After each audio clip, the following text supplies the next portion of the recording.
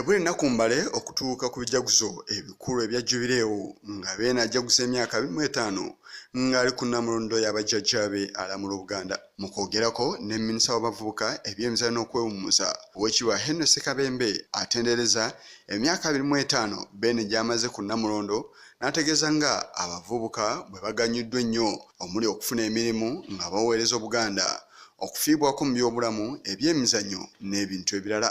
N'olwekyo Kabaka enteekateeka zonna zivuddeyo abadde musaale.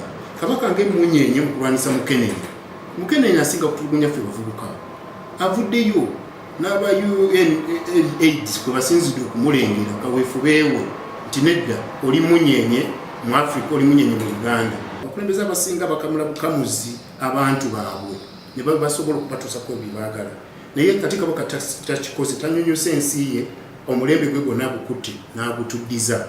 Enteekateeka zonna nga bwe tuzikola ssente ezo ziddayo ne zikola ezituukiza obuvunaanyizibwa mu bantu ba gavumenti ya Ssaabasajja Kabaka. Onera alambise emikolo egy'enjawulo minisitule ye gye yeenyigiddemu mu bikujjuko eby'okujaguza Jubileewo eno. Ennaku z'omwezi 28 wajja kubaawo obugaali obw'empaka okwetooloola olubiri lwa Ssaabasajja Kabaka mu ssaawa ez'okumakya. Nazo nga byonna ebikujjuko ebyo bijja kwetabwamu abavubuka bonna okulaba nti tutambuza enteekateeka eno.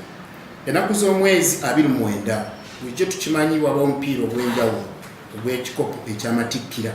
Omupiira guno bannaffe ab'ekyaddondo esaze omugendo okuba enteekateeka zonna bajja kukyaza bannaffe abalina ekikopo kino ab'essingo ku kisaawe kya Gayaza High School. Ku lunaku olwokusatu lwa Ssabbiiti eno buli muvubuka okwetaba mu musomo gw'obuyiiya guno wakusasula $200 wabula kino nakyo akiwolereza. Ezze eva ku mulamwa abantu bagamba mpa MP mpa buli muntu abuuza otukoledde ki.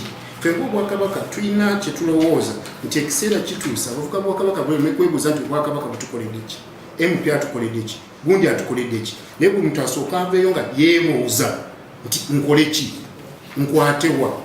Eno ye Uganda era ye Buganda egenda maaso. Ssentebe w'akakiiko akateesiteesi era omukise mu lukiiko lwa Buganda naye ayogedde ku nteekateeka eno. Tulamiriko ono omwaka guno yeetoledde nnyo kukunga abavubuka okwezimba ate n'okulaba nti basobola okwekulaakulanya.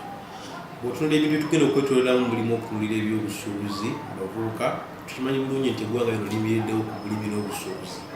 So nga ate abavubuka bangi balowooza nti ebintu bino si bya nkizo. Batunulidde nnyo emirimu gya ofiisi ate ng'oba oli awo batono abasobola okugifuna ate ng'era batono b'oyinza okulaba nti bagifunyeemu ensimbi. Omwaka guno gwonna beene yaguwaayo okujaguza emyaka 25 egya Jubileewo era nga yaggwasa abavubuka. Yisa Kigongo ku lwa Channel 44 Oluggulo.